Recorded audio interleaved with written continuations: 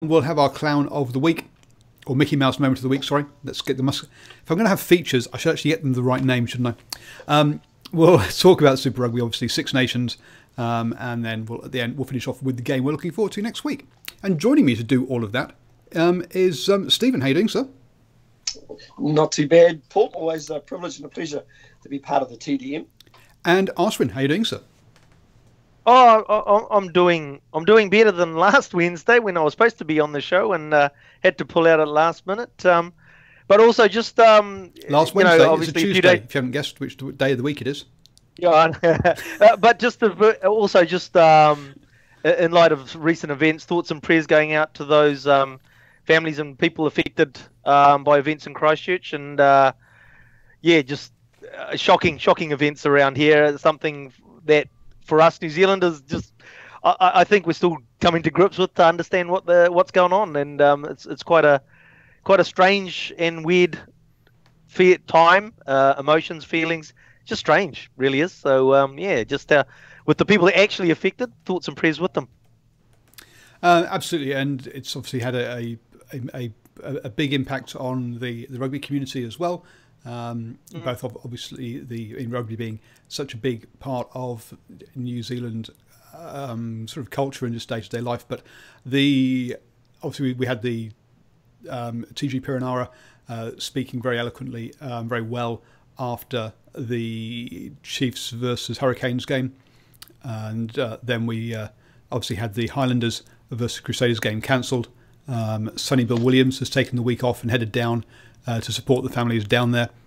He's always said that rugby isn't the most important thing in his life, and here he is, walking the talk, and going down there and helping the community as well. So yes, it's been a very sad weekend. It's been a very strange week as well, and as you say, New Zealand is still processing it, and you've got this. And I don't want to sort of delve into, I guess, the political side of it, but you've got all these people saying that nothing is the same anymore, and yet it is. It's just our perception of it has changed. Whatever problems we have unearthed and we've found in our society, and I say our society because this is home to me, was there last week. It's just we're all more aware of it now, and we've got to deal with it. Yes. Moving on. Sorry. Moving on.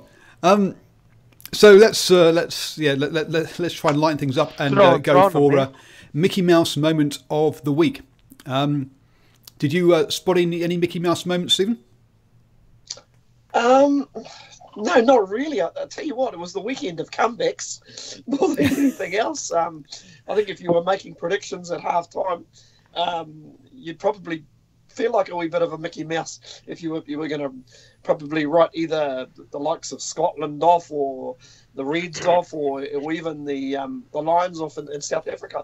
No, there's sort of nothing that, like you previously said, it was a little bit of a somber weekend, and we almost sort of looked at sport to take our minds away from the events of Christchurch, if you know what I mean. I'm pretty sure there was one out there. I have been told about an incident in the I think it was the Rebels Lions game where basically oh good grief, Quade Cooper gave away a try. Is that correct? Yeah, that was going to be my Mickey Mouse moment of the week. Was the fact is basically when you look at the scoreline at the end of the game, you look at the time, the scoreline when this incident actually happened as well.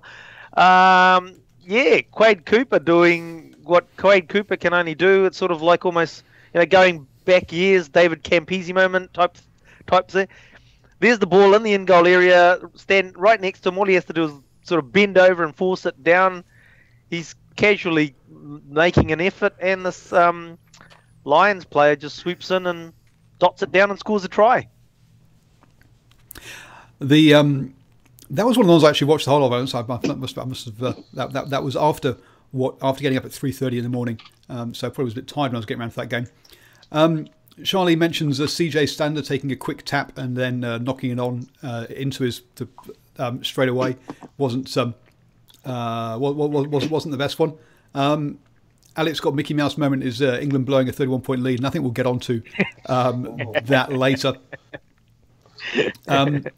But Simon, just sorry. Go on. Just to interrupt, if we're looking at that Wales Ireland game, and if that team wearing green was playing a different sport, holding a red ball like this, questions would be being asked about their performance in a game as big as that.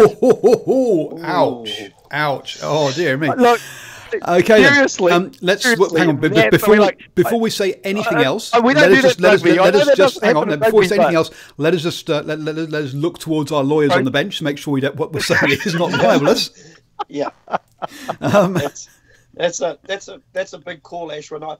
I think if you kind of look at the Irish, you know what? I think that loss against England, I think it knocked a lot of confidence out of them. And if you recall, they went and played. Did they go and play Italy? And they were expected to bounce back strongly. Admittedly, they didn't put the strongest combination on the paddock, but once again, even their so-called second string team struggled as well. And I think a little bit of confidence got sapped out of them. Listen, I'm not blowing my own trumpet, but if you think back to our original predictions at the top of the Six Nations, I actually did say I thought Wales were the dark horse of this competition, and I actually based that on home ground advantage. They had two of the heavy hitters at home, and I thought to myself, if they could get past England, which they did, they would be very, very hard to beat. And they've put together. Listen, they're a good side. They've actually got depth at the minute. That's the thing. They can bring guys off the bench, and you've got to also say that their skipper, he's quite inspirational at the minute. Absolutely. Yeah, look, I sort of think with that Welsh side, they are that sort of one that comes in under that radar.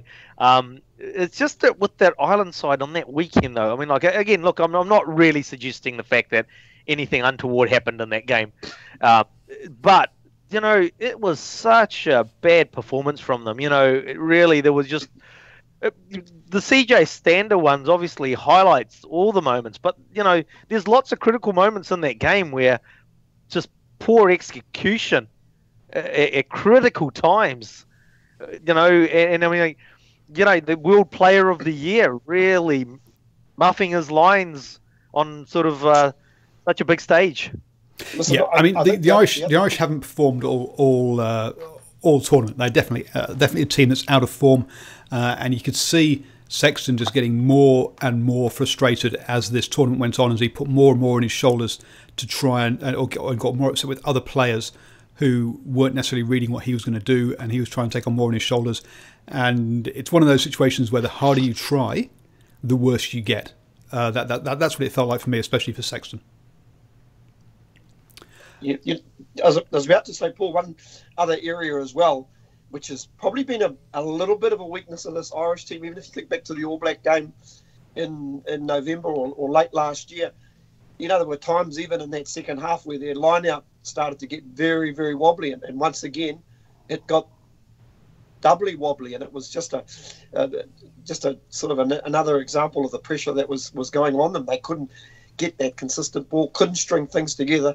But man, credit to the Welsh. They're playing some good code. Absolutely. I mean, the only reason they flew under the radar coming into this tournament was that they hadn't played England, Ireland, or New Zealand in that record run of winning games, and that's why they were flying under the radar. They've gone and knocked off two of those now. New Zealand's the only side they haven't done, and I think the earliest they can meet them is something like the semi-finals of the Rugby World Cup. So they've got a long way to go. Well, still a long way to go until they get to that stage. But we should really. Actually, I'll bring in Alex's comment. Then we'll have a quick talk about the roof. Is there too much on Ireland now after they bested the All Blacks, and having beaten the All Blacks twice in the last 3 games? You've got to say that definitely put Ireland front and centre and in the middle of the spotlight. whereas as you say, Wales were just quietly walking along in the background. Yeah, there's probably an element of that. Listening to the Egg Chasers, there's a belief there that there's a lot of game tape around Ireland now and how they're playing, and that people actually have a plan to beat them. Now, knowing how to beat somebody and actually beating somebody is two different things entirely. I'm not sure I'm fully bought into that. I just think Ireland are out of form in this tournament. No, look, there's an aspect that you just spoke about there, Paul, which is absolutely 100% correct in the fact that, and Steve, we've known this being, All Black supporters for so long, is that when you're at the top, when you're top dog, everybody wants to knock the top dog off. So that performance lifts, and you've got to be careful because, we've all played sport, and one of the biggest mistakes you do, whether you're playing, you're playing as the Ilford second 11 or whether you're the number one team, is the fact is that you've got to be careful that when you play against an opposition that's supposedly been lesser than you or not as good as you, is that your performance doesn't drop down to that level. And that's what it's a really hard thing. It's a mental thing, and it's a really hard thing to make sure you don't do. So the All Blacks have been top dog for a long time or thereabouts, and so everybody comes in and wants to beat them. And that's what makes their success even so much more pronounced, is the fact is that everybody wants to beat them. That's what Ireland's finding out. Ireland's knocked off the All Blacks twice in 3 years. So everybody knows when we go to play Ireland, and they were second on the ladder and they've beaten the All Blacks in the last 2 years. Who else has done that sort of thing? So when teams come to play Ireland, they bring their A game. Ireland hasn't adjusted to that. And knowing, and we've talked about at the World Cup, you got 3 weekends where you're playing 3 games where you have to turn up. This has been a test for Ireland, and they haven't really passed it. Simon says, I think Ireland's main priority is the Rugby is the World Cup. Everyone's main priority is the World Cup, but I don't think that's an excuse for taking their eyes off the ball here. I think there's a difference between this Ireland side and, say, the England 2003 side, where for that side you could see that they were confident without being arrogant. They were confident that they knew that if they played their game, they won. I don't see that with Ireland. I see Ireland being a very good side, but I don't see them having got to that level where if they play their game, they know they're going to win. It's a slight difference. Stephen? Yeah, totally agree. I think I know you were going to chat about the roof. Listen, that was a real biggie for me. I was a little bit surprised, given their style of game. They break a lot of teams down by holding onto the ball for long periods, and it doesn't matter whether they take 1 metre or 2 metres or 3 metres. One thing they do very, very well is set the ball up there to hold the ball for long periods. Usually you need dry conditions, which really surprised me. Wanting that roof left open. I think you require dry conditions. Not to mention their line out was faulty a bit. We always know if line out throws are accurate or you contest under wet conditions, you're gonna put a lot of awkwardness onto the style of ball that Ireland are getting. Interestingly enough, and the other thing is, usually for Ireland to win big games, you find that both Sexton and Murray are right at their best. Man alive, they were way off their best, and you could arguably say they got well and truly outplayed by what you could almost say is a lesser pair who were running the ship for the Welsh. Yeah, no, they absolutely did. Now, Arsene, go on. You've typed your opinion, but speak your opinion for the podcast listeners about the roof. Oh, mate, it was just crazy. You've got a roof, you close the roof. You do not. The reason, you look at in New Zealand with the Highlanders, it's a permanent roof, so they don't have the choice. But the rugby that's played is fantastic. And the other thing is that, it doesn't matter. Every time, you really don't have dud games under the roof. Now, the Irish, maybe with a level of arrogance, basically said, we want to have the roof open because we're going to have bigger forwards and we're going to smash you in a wet ball competition in a muddy field, which we don't have muddy fields these days. Even the Arms Park, the Millennium Stadium doesn't really have a muddy stadium now, I think. But there's on so many aspects, the request of leaving the stadium roof open was wrong. For starters, it's a home ground game for Wales. They should have it's their home ground advantage. They should be the ones that say whether it's open or closed. But at the end of the day, there's a roof on a stadium. You close it. Okay, so the Six Nations protocols, and this only applies to the Six Nations. Says that if it's to be the default option is that it's open, and it's only closed because it's an outdoor sport, and it's only closed if both teams agree. So that's the protocols. That's what's set up when they first built the Millennium Stadium, which, as you can tell by the name, was about 18 years ago, I guess now, because it was the first roofed stadium. I mean, around. So now we have other ones. I mean, obviously we have the Tupperware container down in Dunedin, which can't open because it's constantly closed. Mad wrap over the top. And then we've got, I think there's one in Australia as well, but I'm not sure they've actually played much rugby in it. But they've played cricket and other things in there. So it's no longer unique. Sorry? I was about to say that's Docklands Stadium in Melbourne. Right. Etihad. Okay. Yeah. Etihad, they call it these days. Yeah, they call it Etihad these days. And it actually does open and close. Yeah. I mean, Ashwin's right. You've built a stadium with a roof for the purpose to keep the weather out. But let's keep it open. Are you kidding me? Are you freaking kidding me? You know, and as I said in the chat room, that's just cray. Yeah. Nuts. As the kids use these days. So, as a kid, what? Oh, you're so down with the kids. Deary me. So, right. Since the setup is that both sides have to agree. My automatic response normally would be to say always say you want the roof open. Do the opposite of what your opposition wants you to do. So if Wales want to have it closed, have it open on a point of principle, on the grounds that you want to do different to what they want. Now, one of the things that Schmidt said heading into this game was, or when he said, actually, I'm having it open, even though it's going to rain, is because we asked for it. We agreed to close it 2 years ago, and then Wales just heavily watered the pitch, so it was like a wet pitch anyway inside. So having done that, it's sounding more and more like cricket every day. Well, yes. So I think Wales, part of playing mind games and playing silly buggers last time round, led to this situation where Schmidt was not going to have it open, not going to have it closed, because hey, it was going to be a wet pitch, whether it's open or closed. So I'm just going to have it open anyway. I was just going to say, Paul. Obviously, the groundsman who does all the curating for all the Indian cricket grounds obviously goes to work for the Welsh Rugby Union. Hey,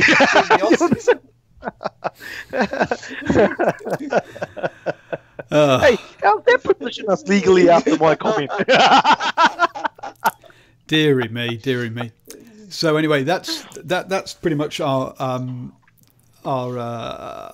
talking about that. We might as well stay on Six Nations since we're talking about Six Nations. So yes, congratulations Wales. That was some fantastic wet weather rugby. Sure, Wales won this tournament with the fewest number of tries, equal with Italy, who didn't win any games. But still, it shows that defence wins games. Good point, Simon. Racing Metro also have an indoor stadium now. That basically, defence wins tournaments, and they did fantastically. Did either of you guys watch the crazy England versus Scotland game, or are you just going on reports? Yes, I did. I got up and watched it. You got up and watched it? Oh, fantastic! I actually got up and watched it because I actually taped the Ireland Wales game, and I thought I'll get up and catch the last bit of it, but I obviously had missed it, but checked on the score and thought, well, I'll watch the England game. And to be honest, at 31-0 after, I think it was about 27, 28 minutes, I was about to think, do I walk away with this and just tape the rest of it and catch it later in the day? Man, am I glad I hung in there. Just my own thoughts. I think probably some of the English team looked at the scoreboard. It was happening all too easy, and unfortunately they handed something back to Scotland, which, man, once a team gets a sniff of it, and I'm talking about momentum, man alive, did Scotland take take that momentum.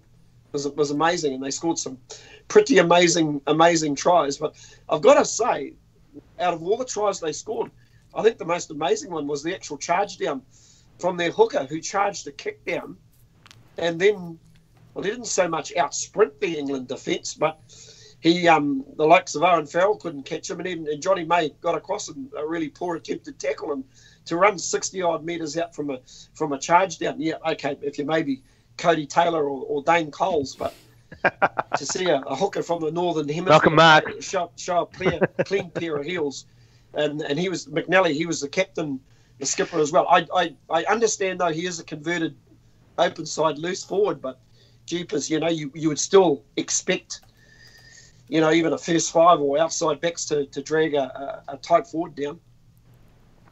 Absolutely, no, you'd have thought it would, but at that stage, Scotland still weren't playing good rugby. They just got a charge down, but in that second half, they turned up and played good rugby, and England totally lost their heads, and you could see Farrell looking around, going, "What's going on here?"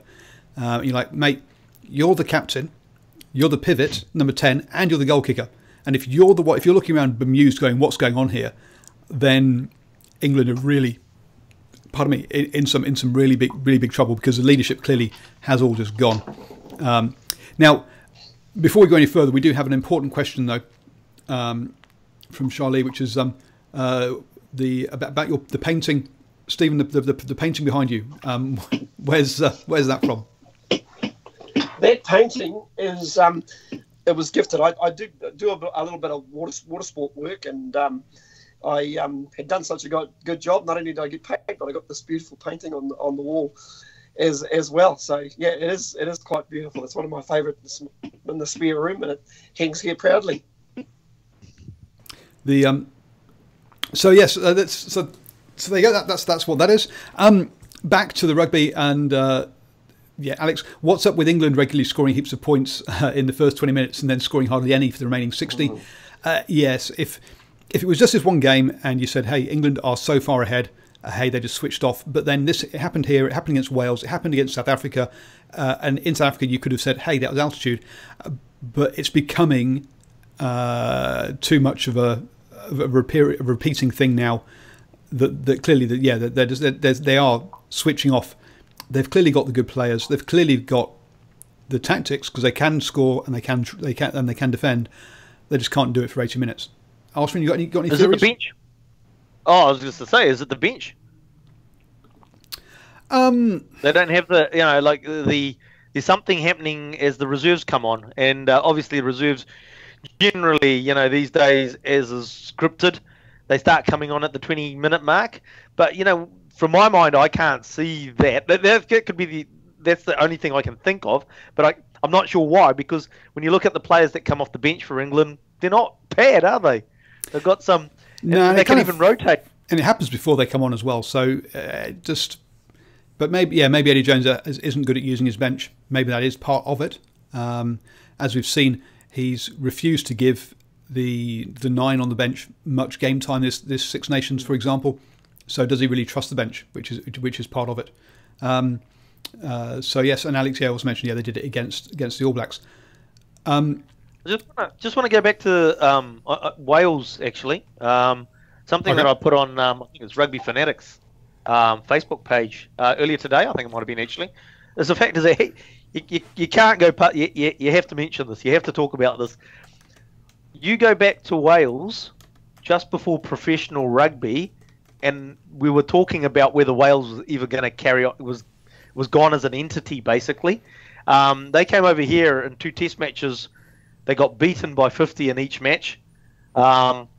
Shortly after that, Jonathan Davies, not the current one, but the fly half, Jiffy, ended up going to league. A lot of their players were going to league. It basically looked dire for Welsh rugby in the fact of their existence. And now you look at them and the performances that they're putting in. And it's not a recent thing, as I put on there. You go back 2011, they're a red card away from making it to the final. Sam Warburton doesn't get red carded, they would have won that game against France. And they would have gone into the final against the All Blacks. So, that building of Welsh rugby, obviously with the assistance of another nation, or, I won't mention who, but, to build the structures, and they've been doing some great things, and they're reaping the benefits now, aren't they? They're becoming a very consistent, successful side. It was great to hear Gareth Anscombe, their first 5. I couldn't quite understand what he was saying with his deep Welsh accent, but but just building. Yeah, I was just playing with you, Paul. Look, the fact is the growth of their team and their depth is really good. It's fantastic to see.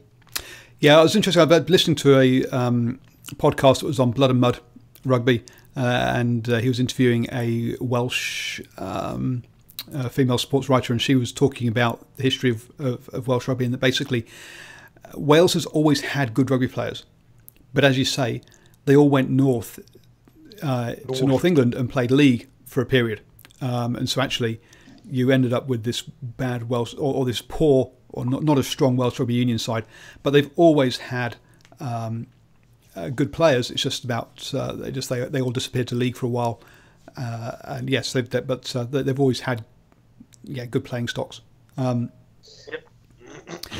I also listening to the Egg Chasers podcast today, and listened to they got Brian McGuigan, the Scotland winger, on, and it was kind of interesting to hear that apparently Finn Russell and Gareth Townsend had a bit of an argument at half time, discussing as to what tactics they should use in the second half, and Finn Russell wanting to have a real just basically have a real good go at it, because clearly their kicking game hadn't worked in the first half, and I guess he was on the field. He gets to decide, doesn't he? It's quite interesting because Gregor Townsend, from what I can recall, when he was playing, he was more of a runner, wasn't he? Sort of player that would always show and go, hold the ball, take it to the line. So ball in two quite hands. Interesting. I see Finn Russell end up picking up the man of the match. I was a little bit surprised, to be honest, because I actually thought his first 35 minutes was actually quite poor. So he pretty much won that man of the match award based on a 40-minute effort in the second half. One thing that the Scottish, they just lifted their work rate, didn't they? Their forwards got a little bit more stuck in. They got a little bit more front foot ball and just also when they held on to the ball for really, really long periods. And whenever England had the ball, all of a sudden Ben Youngs and Owen Farrell, they were kicking it away. So it was almost like they swapped shirts at half time. Yeah, there was a good point made on. There was a Twitter thread that said basically, look, England should have kicked for 3 just before half time rather than going for the corner, because psychologically, being the last one to score before half time is so important. And if you listened to that Barry the McGuigan interview, he says that actually we took a lot of confidence from our defence in the last 5-10 minutes of that half, because we showed that we could absorb what England were throwing at us. Which was interesting to hear. So yes, absolutely, putting those all together shows you that you really, if you get a kickable penalty with a minute left on the clock at half time, take the 3. I was going to say, Paul, one thing we shouldn't forget is this Scotland team was very much an understrength side as well. I can't think of the name of the winger, Darcy, small winger, but I think I've seen Graham him Darcy. running around for. Yeah. I've seen him running around for the Scottish Sevens team, so they're obviously digging really, really deep into their depth. I see the boy Johnson, or the Australian boys, born Scotsman. He's probably not one of your regular starting midfielders, and apparently they've got 2 or 3 of their top line loose forwards. Listen, I was really impressed with their number 8. I thought, if you were looking for a man of the match, I actually thought he was close to the Scottish man of the match. His name just escapes me. Was it Josh Strauss? No. Josh Strauss actually came on as a replacement. I'm just jumping on Tribe at the moment. So basically, you're kind of moving on to my next question then, which is, what does this mean for the Rugby World Cup? So, Arshwin, what does this mean for the Rugby World Cup for Scotland as as Stephen looks it up? Oh, look, I don't think it changes much for the Rugby World Cup, tell you the truth. I think we're seeing a lot of the European teams actually becoming quite consistent and quite strong. For Scotland, with this last game, obviously, as we've discussed numerous times on previous shows, Scotland have had a lot of injured players. They've had a few come back, and we've seen how they can perform with those players coming back. So they'll be a team to watch as well. So reality is that you're expecting the Six Nations sides. Well, we'll just stick with Scotland first. So Scotland they have the Northern Hemisphere pool, as it were, with Ireland as the other tier 1 opposition in there, and then I've forgotten as to who the other teams are. But so they've got Japan, Russia, and Samoa. So you think that Scotland shouldn't be too worried by this Six Nation performance, and their quarterfinals is definitely within their grasp? Oh, absolutely. I mean, like, they're fighting for a position with Japan and Samoa. Japan are obviously are going to have at home. They're going to be strong. Samoa, you have to say they have fallen off the pace a bit in the last few years. When I say last few years, we're talking, in the last sort of World Cup cycles, so to speak. So that much time. So you'd have to say that Scotland should go in there with favouritism against Samoa, and that means that they then up against the home side in Japan. Definitely capable of knocking Japan over. Wouldn't say it'd be easy. I'm not saying it's foregone conclusion, but they're in the fight. There's no doubt about that. You go back a few years, and you would have said, "Oh, you might have been putting Japan in as favourites to win that," but no, you'd sort of think. I think Scotland, quarterfinalists is definitely should be nailed on. And Stephen, it looks like you've got your name for us. Yeah. His name is Magnus Donald Bradbury. He's now he's only 23 years old, and at 6'4", 115 kgs, he's quite the specimen, isn't he? And he's pretty much by the look of it in his first. I think he's in his first season of international rugby. So, man alive, he's one to watch, and he's so impressed me in that Scottish pack, and he never dropped the standards. And I thought coming off the short pass from the halfback when he put the chip ahead, man, he showed some really good pace as well to run away for the try. So I thought he was very good. And then just going back to their Rugby World Cup thingamajigs. Springboks or the All Blacks in the quarterfinals. And Alex says, Scotland are dangerous. Could see them possibly knock off a big side in the quarterfinals, but to do it twice in the semis would be asking quite a lot. But if All Blacks or Springboks, they've not got easy quarterfinals by any stretch of the imagination. As I say, I've still got to knock off Japan before they get there, though. In front of their home crowd, it's not a given. I'll disagree with you on that one. Ireland, though, should they be worried after this performance, after the form they've shown in this tournament? Out of any teams playing in the Six Nations, in terms of where they started at, Ireland would be the one that would be concerned about how they're performing. I don't think that the coaches would have hit the panic button, but they'll definitely be looking at the old whiteboard and looking at, hang on, there's some things we need to tidy up. There's a couple of players out. I think somebody mentioned, obviously, Devon Toner's missing from the last game and the like, so there's some players to come back, but for their confidence, I think it would have taken a little bit of a hit. I mean, they don't have to panic. There's no point. There's no requirement of the panic button, but they would have gone in there confident of picking up that Six Nations title and becoming the number 1 rugby side in the world. Tell me, is Rory Best, has he pretty much retired as of the weekend, or is he going through to the World Cup? I hadn't heard he retired. He must be going. You don't retire. No, I think he's going World Cup. Yeah, I'm pretty sure he's going World Cup. He's just saying he's calling it quits, sort of announcement sort of thing. But I'm pretty sure Rory Best is going to the World Cup. But let's Google it.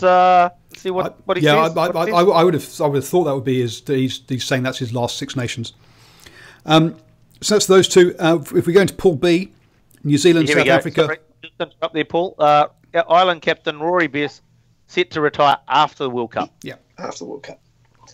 Guys, I'm going to do a bit of a track backup. I think this is a viable question. Listen, if I was sort of expecting an upset, it was probably in that Italy-France game. Now, it didn't quite eventuate, but gee, Italy, just before halftime, they had so much ball. They were basically playing in the right corners, but gee, at the end of the day, just basic skill lets them down. You know, when they have to put multiple phases together, like they can put multiple phases together, get 1, 2, 3 meters at a time, but they just lack polish, guys. Yep. Now, I'll be honest, I didn't bother with watching this game, but from what I understand, there were at least 2, if not more, butchered tries by Italy in this one, with players just carrying the ball in the wrong hand. Apparently a ball bounced off a post or something, and a player just didn't really concentrate. I meant to actually mention those during my Mickey Mouse moments of the week. But with that, with the fact they've come out of this with 5 losses, and that they've got South Africa and New Zealand lined up, you've got to say that I think they've got lucky that they've got Namibia and Canada in there to save their blushes. But otherwise, it's pretty much of a nothing Rugby World Cup for them, isn't it? Agree. So the fun one. People are calling this the pool of death. Now I'm not. I'm not so convinced. But anyway, so Pool C: England, France, Argentina, USA, and Tonga. So France, they should have been beaten by Italy. Played some sublime but mainly ridiculous rugby during this Six Nations. Where do you think this places them to the Rugby World Cup? Should we take any notice of what they've done the last 7 weeks, or do we just say no? That it's not going to have any relevance at all.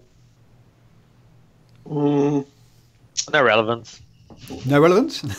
No relevance. No, you don't know which. I mean, like, I know we've talked about cliches with France and saying those cliches are gone, but some of them still apply. And the fact is, you just never know which French team's going to turn up. The form of the last 7 weeks may well turn up, and they could be rubbish at the World Cup. But you just don't know. And it's like, you know, when you look at the teams that they'll be playing to progress through from Pool C, you got Argentina, USA, and Tonga, who they've got to beat. I mean, like, and you can see them getting a bounce of the ball or whatever call going their way that enables them to win games, etc. The key game. Well, if they can turn this around, they should be sponsored by Michelin tyres. It would be one of the biggest turnarounds in international history. You do that well. To my way of thinking, the French they're just not capable of piecing together a good solid 80 minutes. You know, you see moments of it. First half against Wales, you know, they played some good footy in the last 10 minutes against Ireland when the game was well and truly got. But it's like it's in fits and starts.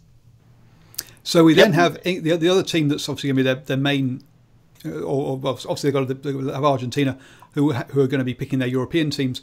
But we're talking about here England, who we're talking about playing 80 minutes. We just said that England can't play 80 minutes. So are we expecting England? Neither can Argentina. So are we expecting England to top this group, or are we thinking that this is? How do you think it's going to go?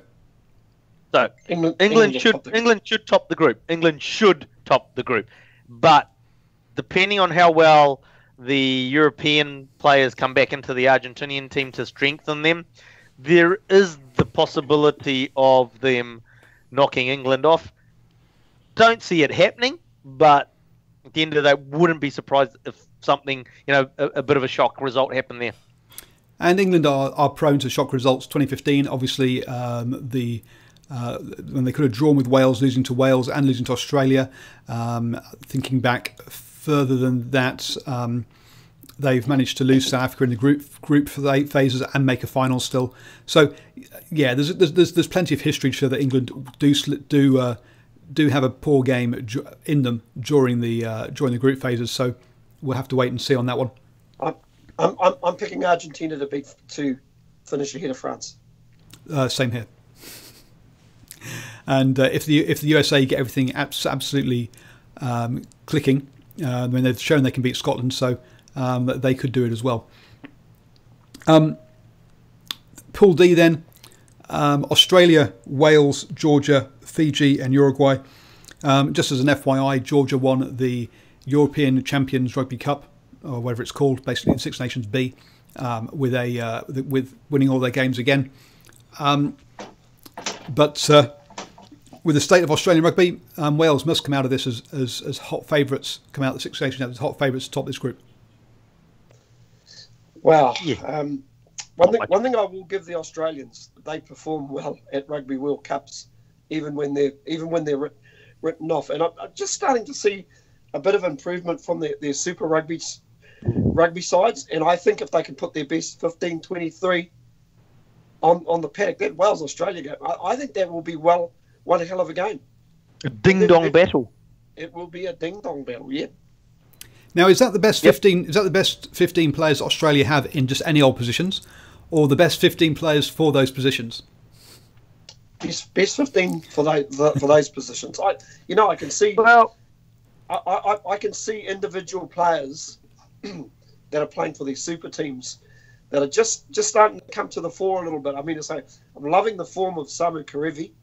He just looks a genuine line breaker at second five. Like the look of the boy Banks, the fullback from, now who does he play for? The Brumbies.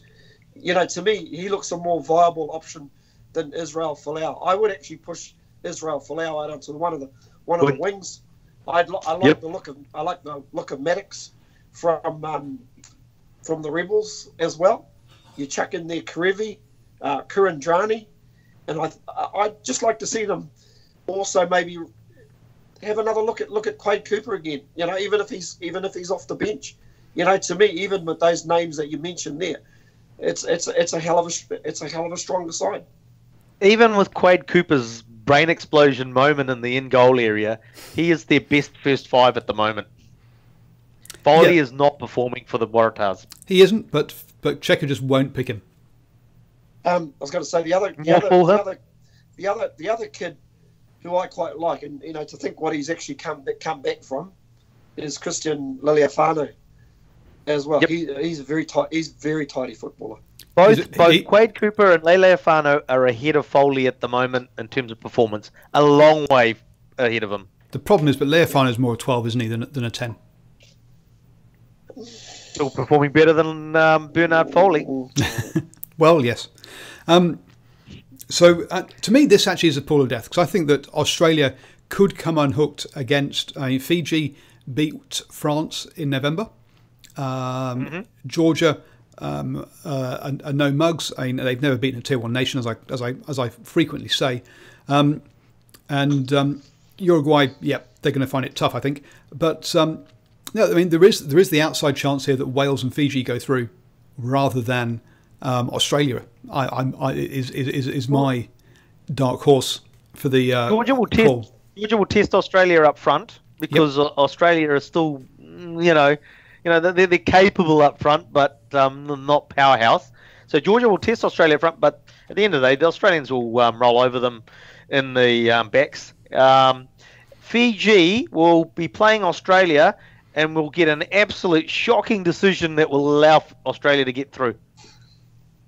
It's happened to them how many times? It's not a new thing. In the last World Cup, I believe, they got an absolute shocking call, that affected them. And it's happened before, and not once. It's happened a few occasions. So I'm just winning Fijian friends in the. So here we go. So Austrians calling it now.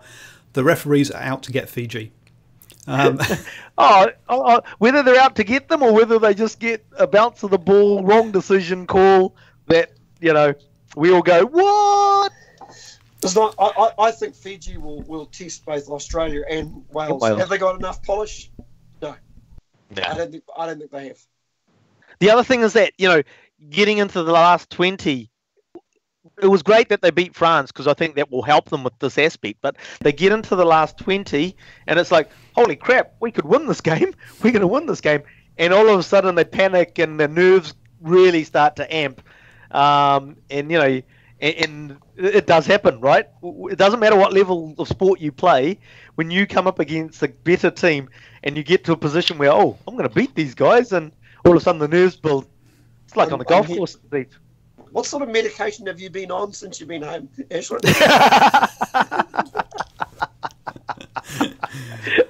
Oh dear. So yes, we need. The best analogy I can give you is like when you're on the golf course and you start having a great game. You've gone through the first 9. You're smashing it out of the park, and you tense up, and all of a sudden the ball goes in the creek, and it's all over from there. So moving on. So that's our Six Nations and the impact it's going to have in the Rugby World Cup coverage. Because I need to leave enough time for these two to basically have a bit of fisticuffs. So, Ashwin, this is something that you wanted to talk about. So, tell us why the Crusaders need to change their name. Oh, look, the Crusaders need to change their name because they should have never named them the Crusaders in the first place. As we were having the pre-show discussion, the Super Rugby started in 1996. And I was 25 at the time.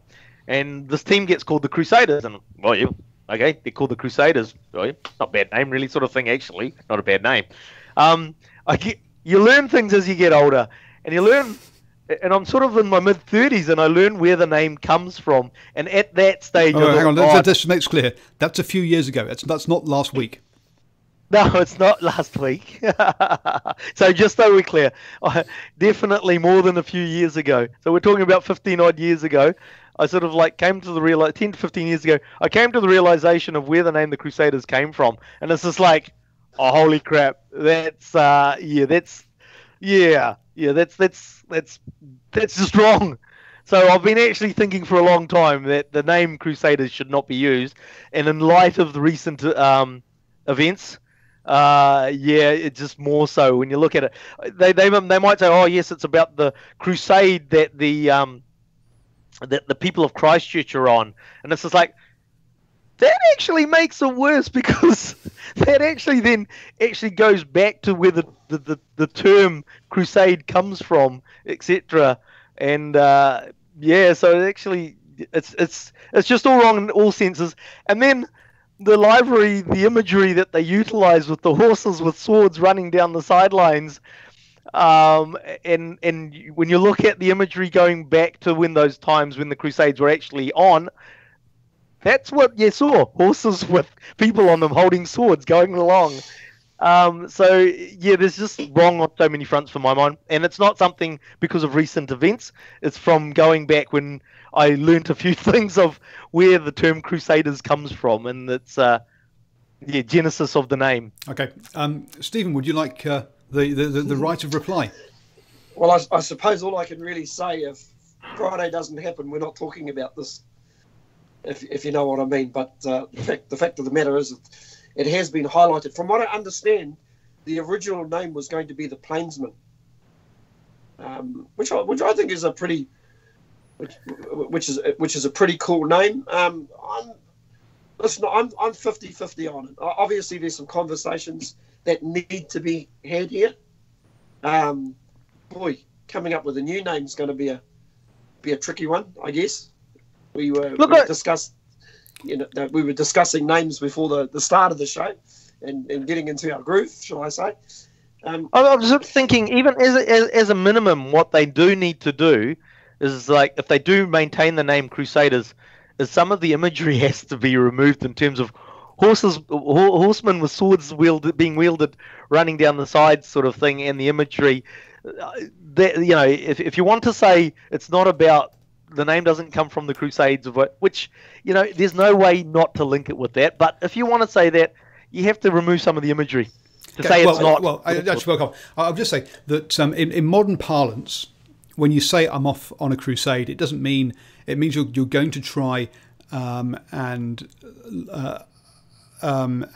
sort of improve something or forward a cause. It doesn't mean you're going to go around killing people and pillaging. So there is a bit of a what do you call it, a change of parlance, or a change of usage of the name in modern usage. But I can see how, to me the biggest thing though is, what do Crusaders have in common or link to Christchurch? And to me, nothing. And to me, that's more of a reason to get rid of it. Back the truck up here a bit. What do you mean by what link do they have? What do you mean by that, Paul? I've just got the answer, and it's really easy. Well, just drop 2 letters out of the name. What becomes Crusaders? Canterbury Crusade. Pardon? Oh, three letters. Canterbury Crusade. Yeah, I'm not sure that actually changes much, but to me, what I mean is that the cruise. If you're talking about where the term, if you think about Canterbury, or even the whole of the North Island, and you go, okay, and then you go, well, what association does that have with Crusaders? Which is, as you say, it's a whatever it is, centuries old thing. There's just no relationship between the two. Whereas if you certainly, I don't agree with you there. There's actually, I mean, like, although the province is Canterbury, the city that they're based in is Christchurch. It's got an Anglo-Saxon history based around it. It actually it just ties together so neatly. That's why when I asked you for a sort of extrapolate on when you mentioned that there's nothing to actually attach the Crusades of past to Christ. Well, actually, it's a very Christian city. It's a very Christian city. One of their biggest landmarks is the cathedral, which is, in pieces, unfortunately, now, and it'd be great to see that rebuilt because it's a great landmark. But there's a huge connection through to the Christianity and what the Crusades were about there. So it's not as simplistic to say, oh, there's no connection, and it's a bit naive for them to try and explain it away as being, oh, it's a crusade of the Canterbury people in a rugby competition. Unfortunately, if it was Auckland, if it was Wellington, if it was maybe not Otago, but the Waikato region, if they had called themselves the Crusaders, the connection isn't as strong because they're not such Christian-based cities. I mean, Christchurch. Okay, the word Christ. Okay. No, I get. Yeah. Now you explain it in those ways. I get. I can see that there is a religious connection, but not necessarily a crusade connection. You could equally say perhaps we could call them the Inquisition instead, and would that have a similar link kind of thing? So. Yeah, I still don't. Well, the thing is that look, if we talked about it in any other sort of sense, in terms of a racial sense, for example, if we had a term that was anyway connected racially in any way, we would be saying, "Oi, and it's just like, I don't see the difference here. Oh, so I'm saying I don't see that. I still don't see that. I don't see the link, and that's why I would get rid of it anyway. So, but talking of names, and so apparently Plainsman then was off. Now, to me, the worst names, just because of how banal and boring they are, or the worst name of a Super Rugby franchise in New Zealand is the Blues, because it's just boring and banal. So we were talking about this before. We disagree here, Paul. Again, it's not boring and banal. It's very apt. Hey, Steve, as supporters, it's very apt. I was going to say just because of the Blue Times. Yes, we're singing the blues all the time, but. I was going to say, well, let Steve have his thing. Steve wanted to have a bit of rebuttal. Yeah, just going back to, I know you guys picked the bones of the carcass before, but just in terms of Christchurch, basically, Christchurch is pretty much at the foothills of the Southern Alps, isn't it? So it's really probably more known for its plains and rivers. So, more of a, if you're sort of talking about the geographical sort of area, that's probably something that you're looking at. You look at the Hurricanes obviously there's the win factor. You look at the Highlanders. Highlanders, it's got that sort of Scottish connotation. I think you probably bring it.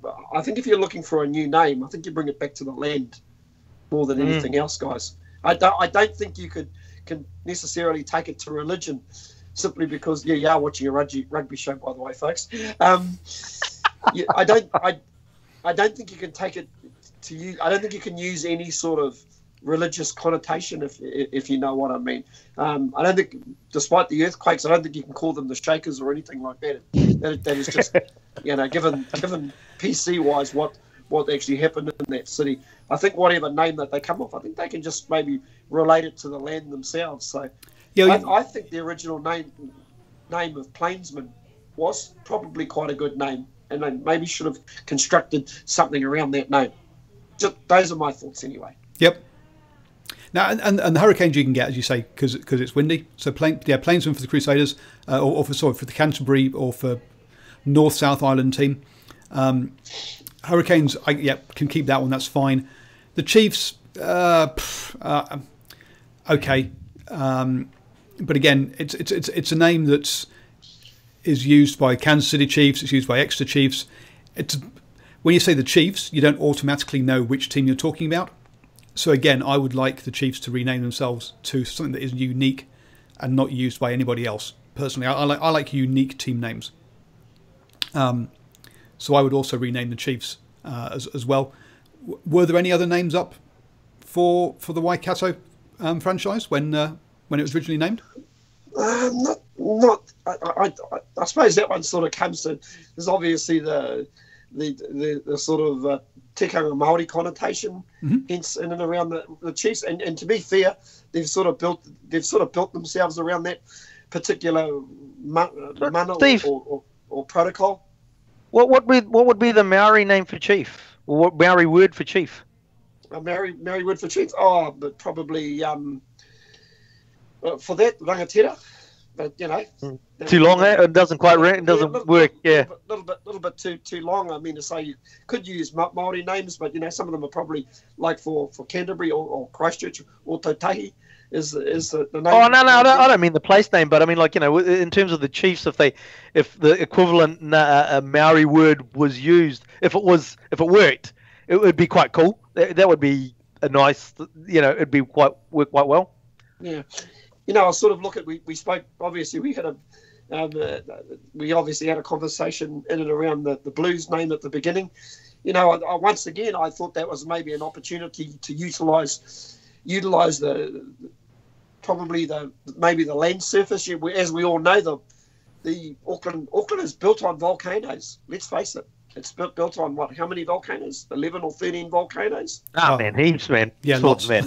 Yeah, maybe. So maybe there would have been an opportunity. Number. Yeah, that would have been an opportunity. But I suppose on the other part of it, we've also, I suppose you got to think of your franchise partners as well. Yeah, but so what they did do is they named themselves after basically the Auckland franchise and upset all the other franchises whilst doing so by calling themselves the Blues. But to be fair, it was actually something that was from NZRFU rather than actually from the local franchise, so to speak. Okay. The local franchise would never have split counties in Auckland and North Harbour and Northland to go with the Chiefs. That was just crazy, but we're going back to ancient history now. We are. Now, in the pre-show chat, I would say that they should have leveraged the City of Sails, which is what Auckland is known as, for the name, and I would have gone for some form of a boat, Pacifica boat, kind of sailing boat kind of thing, or even gone down the Maori boat kind of thing. And I'm gonna butcher the pronunciation because apparently, even though I couldn't hear any difference, my colleagues on the show could. So I called it a waka, but come on, Stephen, how should it be said, please? Waka. See, waka. That's what I said, waka. Anyway, so look, you'd be better off to do like Fozzie Bear and say waka, waka waka. So you're getting closer by saying it that way. So my ears just don't tell the difference. I'm sorry, folks. I'm not doing this on purpose. So anyway, I would have gone down the boat route for the catamaran. Not catamaran. For the Auckland the Auckland franchise, and then down the deep south. I guess you can do. Yeah, I mean, Highlanders. It's where I got one. We could have called them the Auckland Gem after the traffic jams.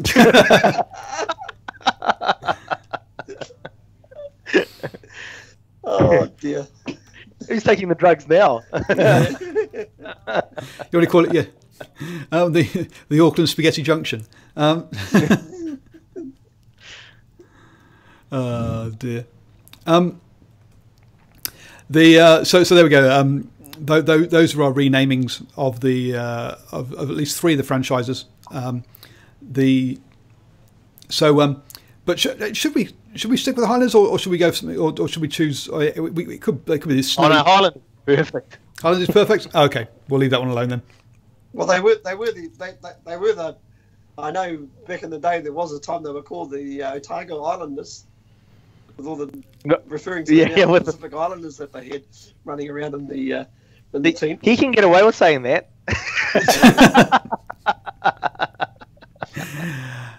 Well, it should have been called the Auckland Islanders because there were most of those guys were from Auckland. Now we're looking somewhere.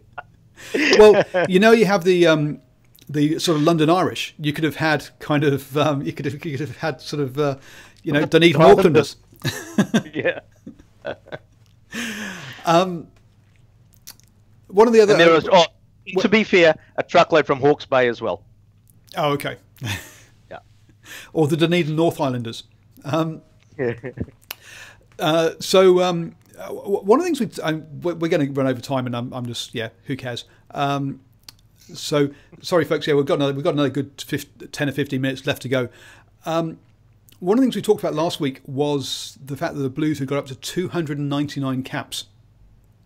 In their last game, they capped their 299th player. So if there's any new caps in this weekend's game against, I've just gone blank, the Highlanders, then that person will be the 300th capped person for the Blues. So I went away and had a quick check on how many on sort of whereabouts the other teams are in this, and it proved to be very difficult to figure out. So I don't have the absolute numbers, but for the Crusaders, Will Jordan was capped at 231. So it gives you an idea as to how many that the Crusaders have used, somewhere in the region of around about 60 odd less players in their lifetime than the Blues. And all these teams have been around for the same amount of time, folks, remember.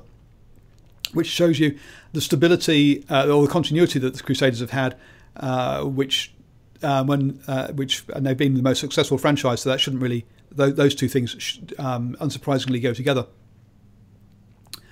Highlanders, Thomas Manger Jensen was 272, so they're not that far behind the Blues.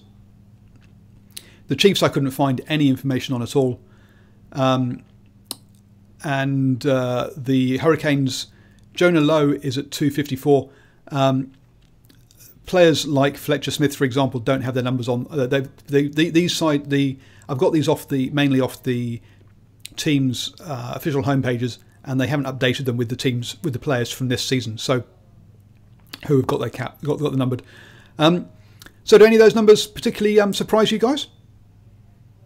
No, as you said, I think it sort of like pretty much sums up how things have gone. I mean, with the Blues, really, it shows 299, and then with the Crusaders at 231. Basically a 70 player difference. That's massive. When you look actually, if we were into the statistics of it, and we worked out the percentage difference, that's a huge number as a percentage difference.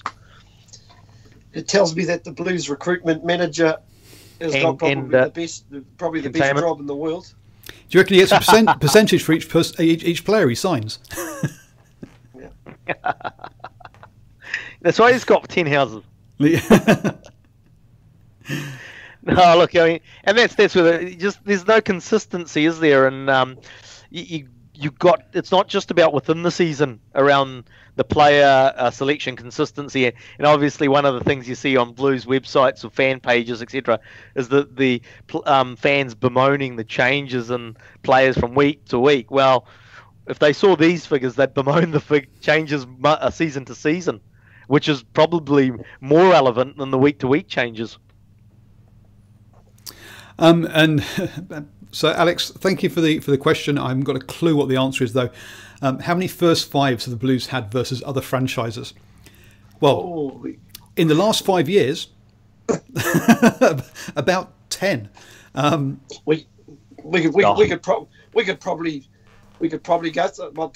go through a few names, just working our way. We start off with Carlos, obviously. Well, that's more than 5 years ago. Iei would be next off the rank. Jimmy Gopperth. James, I've forgotten his last name. He actually went and played for Northland for a while too. James Arledge. Is it Jimmy Gopperth? Brett. Forgotten his last name again. Came from Crusaders. Stephen Brett. Yeah. Stephen Brett. Then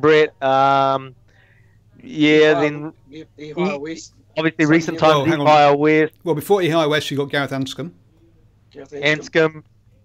Gatland, obviously, recently. There was a guy that came up from Otago as well. Just can't. Nick Evans, who was sort of here, sort of Highlanders, sort of here. Yeah, geez. Yeah, a lot. And that's one of the... give us a few more drinks and I'll probably get names out. Be easy to say upwards of 20. And a classic one here in the chat from Piers. Benji Marshall. Did he actually end up? Honestly, I mean, I can't even remember him pulling on a Blues jersey and playing in a regular season match. I think he played 2 off the bench. I could be wrong. Right. Okay. But to be honest, that was a real criminal thing. Look, even if JK didn't agree with his signing, you have to give the guy a go, and he didn't. And that, to me, that was another, and there's plenty of them, examples that JK is not a good coach. No, totally. I 100%, 110% disagree with you.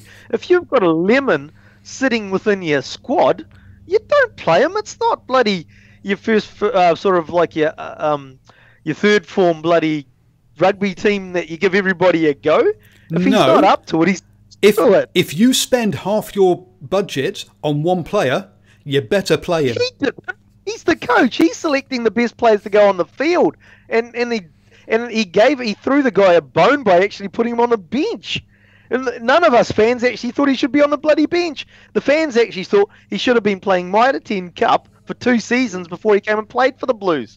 So, no, absolutely, totally, 100 to 150% disagree with you, Paul. It's just like JK should not have played him as the coach if he didn't think he was good enough. He shouldn't have even been on the bench. And he probably got forced to put him on the bench because NIB was a sponsor and he had connections with NIB. He's certainly eccentric, isn't he, JK? Listen, we respect everything, he's done away from rugby, and some of the things, even some of the things that he has done in rugby with Italy and Japan. No. He was a poor coach for Italy and Japan as well. Sorry. I said I respect them. I didn't say he was any good. Oh, well, there's difference. And what the work he's done for the mental charities, the mental awareness is fantastic. Don't get me wrong. As an All Blacks winger, very, very good. Fantastic as well. As a coach and as a rugby pundit, not so. As a rugby pundit, he was to me. He was the sort of guy that should have been part of the Blues organisation, but maybe in the marketing department, not a head coach role. Absolutely.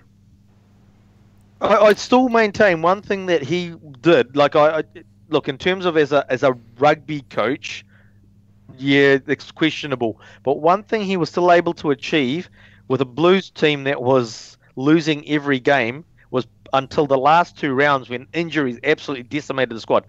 he was able to get them to perform in terms of they were close games right until the last 2-3 rounds when they got smashed, but he was able to somehow get them to turn up and actually put in a bit of effort, even though that was questionable. We know the sort of mistakes that they made on field, etc.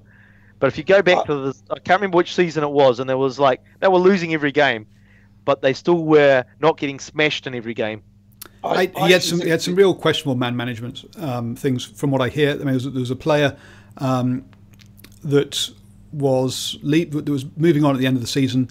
He was something like 3 games before the end. He needed 3 caps to make 50 caps, and JK told him, "I'm dropping you because you're leaving, rather than because you're not playing well," which to me is really is not really the spirit of a club. I can't remember whether it was Naholo or Fekitoa that did an interview down at the Highlanders, and the thing he said was, "Oh yeah, I've come down here and they tell me what I'm good at. Up at the Blues, they just told me what I couldn't do, not what I could do. I'm enjoying my rugby down here so much more." And you're like, everybody, or a common knowledge in management is, if you praise people, they're more likely to perform better than if you just constantly. You have to obviously do personal development and show people where they've got to grow. Don't get me wrong, but if you only tell people what's wrong and what needs improving, you're not going to get the best out of them. Sorry. Anyway, there you go. There's my JK inside stories.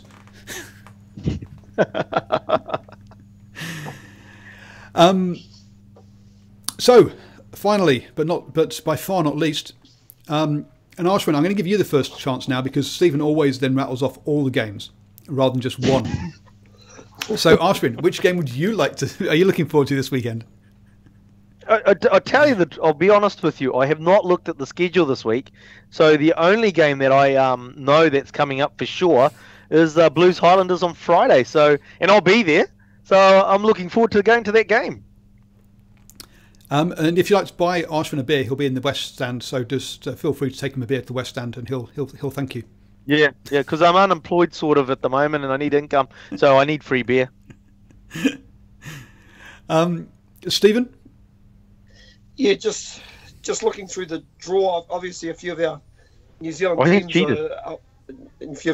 teams are away. So yeah, probably the game that's closest to our chest. You always go for the local derbies, and in this case, the Blues Highlanders. Both teams obviously having last week off, which was really quite interesting. So here's an opportunity to once again get a real good handle on where the 2019 Blues are at this stage, because we know that the Highlanders are a very, very plucky side. They've probably picked up a couple of wins that they probably should have lost, but going to be a tough challenge for the home team. But that's the game I'm looking forward to. There's a couple of interesting ones in here. The Bulls versus the Chiefs. Now the Chiefs got a draw last weekend. But travelling over there, the Bulls have looked like the best South African side, so it's going to be so it'll be interesting to see the Bulls against New Zealand opposition for the first time. And the other one in there that is the final game of the round, Reds versus Brumbies. That one that could be interesting. The Australian Conference looks much more competitive, but these two sides are kind of struggling and going a bit up and down in this one. Interesting to see. Alex says he's interested in the Waratahs versus Crusaders. I think purely from to see whether the Crusaders, and as I've written in my predictions, are a team that have shown that adversity just makes them stronger. So I can only see that game going one way personally. You're going to smash the Waratahs. Yes. The Waratahs are going to hit these trips sometime. Yeah, they're going to smash the Waratahs. But anyway, the one I was sort of looking at, just thanks to the old Tribe Sports app, was Sunwolves Lions. Could be quite interesting to see. The Sunwolves again, unlucky to sort of not get the win against the Reds, I think. But yeah, got a big forward pack that obviously every South African team has a big forward pack, so up against the Lions at home again. So I was about to say regarding Friday's night's game that the TAB are under no illusions who the favourite is. The Highlanders paying $1.57, the Blues $2.36. Oh, absolutely. So Ashwin, I'm glad you're using the Tribe Sports app. Obviously, a great fan of that, and obviously Ryan, who we like, who's a good contributor and good friend, is part of that. But I did put the games in the show notes for you as well, so you could have just scrolled down a bit. Oh, okay. So all that work I go to every week for you. Oh, hang on, there's a page break in the way.